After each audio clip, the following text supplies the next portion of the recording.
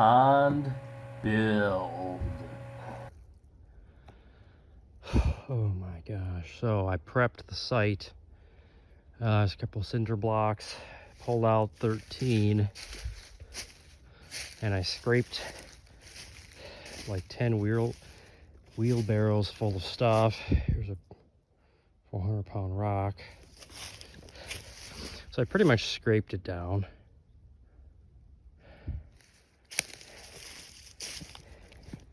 And then, so it's probably a 38 or 40 inch willow tree stump. So I probably have to have that ground up, but I cut it as flush as I could. Yeah, I scraped this all down. The cinder blocks are back here. There's a couple big logs fully embedded into the ground. Yeah, I scraped everything down. Survivor boys here. So yeah, there's some clay. It's a little like rocky, but it's clay. And so we poured 4 or 5 gallons of water in the hole. For the moment, it's staying. It's like 2 feet deep at the most.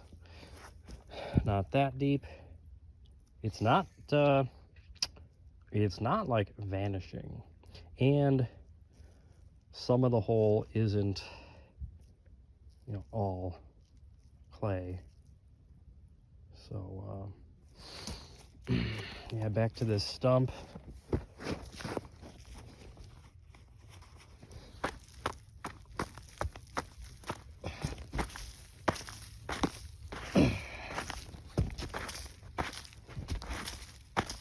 Yeah, it's a big stump. It's like, probably just say 40 inches. I mean, I don't even want to know how much it's going to cost to grind.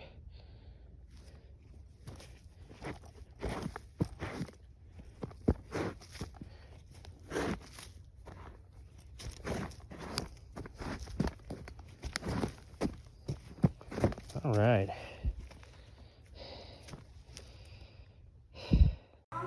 Okay, here I've got some still shots. Just scraped up here. More scraped up.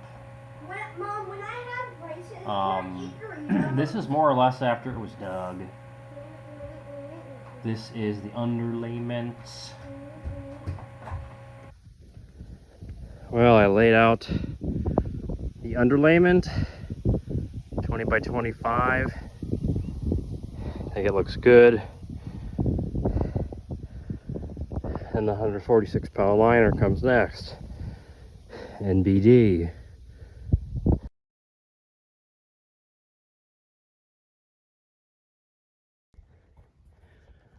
All right, well, I got the liner on top of the underlayment, 20 by 25. Take a break. I mean, it's there.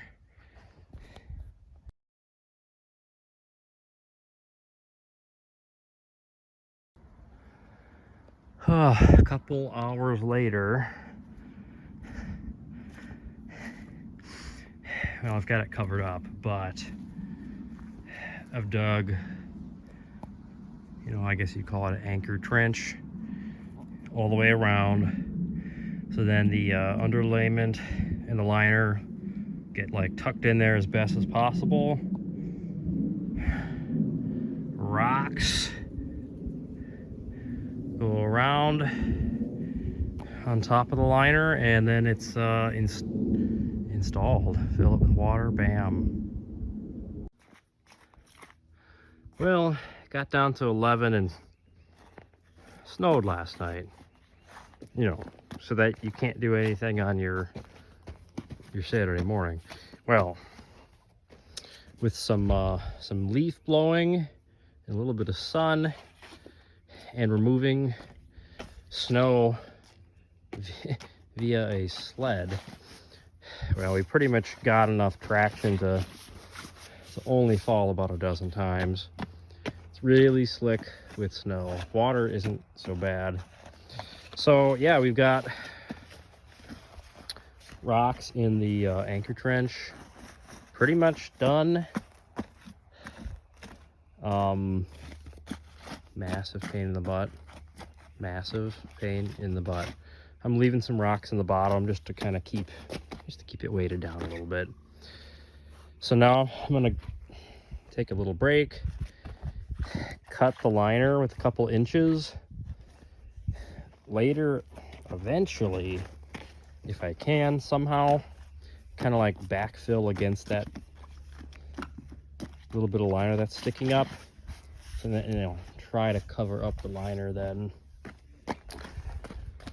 And so you'll just like see rocks and then black liner, so nothing outside of the rocks is the plan. Yeah, the hills here was not fun to trench, not fun to do anything, but you know what? It's pretty much done. You know, just countless hours of hard work, no big deal, it's fine. All right, well, a few more hours later, you know, I cut the liner and the underlayment, you know, like 3 inches around my initial layer of rocks in the anchor trench. And I was like trying to like backfill it. Well,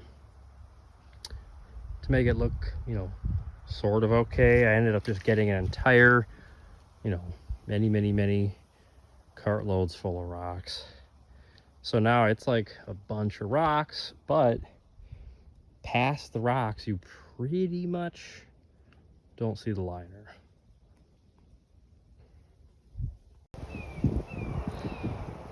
Okay, well, we got 150 foot of hose. Everything was frozen. Somehow we got it going, heat gun, blah, blah, blah. So we have some flow of water. It's not great. I mean, it is filling.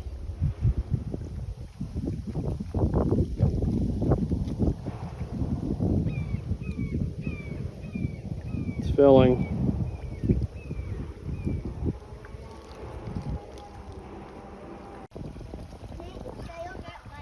All right, we got more water coming in. Quite a ways to go, but it's flowing. That's too much force. All right, well, it's been a few days. It only took like 3 or so sessions with the hose to fill the pond. Oh, it's been cold the past day or two. It's frozen. You know, did I get everything perfectly level? Yeah, not quite. This front lip, not quite. But most of it, it's almost level. You know, the liner does stick up a pretty good ways, so like there's a couple rocks underwater there. So, you know, I think it's fine. I think it's fine. It's pretty cool looking. It's like a big koi pond. You can see the water, you know, at the moment you can see through the water perfectly clear. You know, once you put a little bit of aquatic plants in there, hopefully it will oxygenate the water a little bit. And yeah, let me step back. Alec, you cannot damage the liner. I'm not. Okay. Yeah. Get that other stick out of there.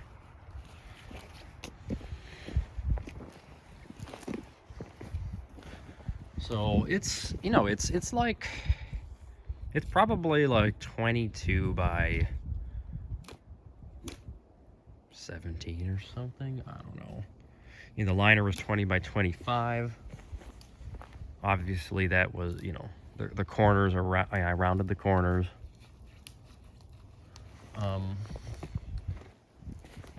it's an interesting spot. You know, so someone carved into this hill quite a bit and then put these mounds of dirt here. And so then I had the pond itself, well, you know, I took out a 48-inch willow tree, ground that, and then dug out that pond area, you know, deeper than level. And then my clumps of dirt from that are ginormous.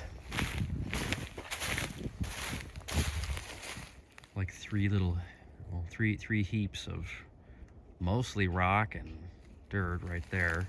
So my clumps are there, willow tree top is there, old berms are there.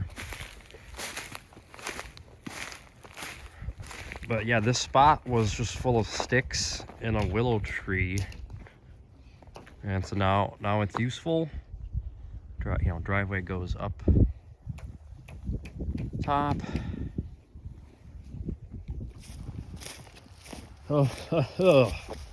So I don't know, a week or so has passed, and we did actually manage to catch a couple panfish at the local pond. It's just warm enough where stuff will bite. So this is the first fish released in the pond. Amazing. Okay, Alec, want me to do it? Oh, and one's a bluegill. I think 3 are pumpkin seed, and 1 is either a bluegill, but it might be a green sunfish. You know, ideally I want green sunfish. They're hardier. Alec, you want to be over here for this? There's not that many leaves in the pond. We'll get a net or something. Okay, you're gonna do it?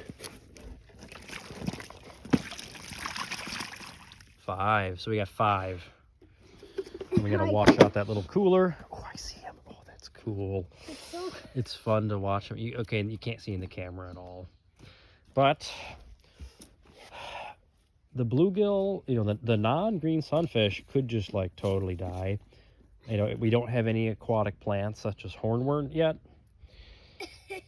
So it's just like water. There's no oxygenation source. So we'll get there. I can see him. It's pretty cool. That is all.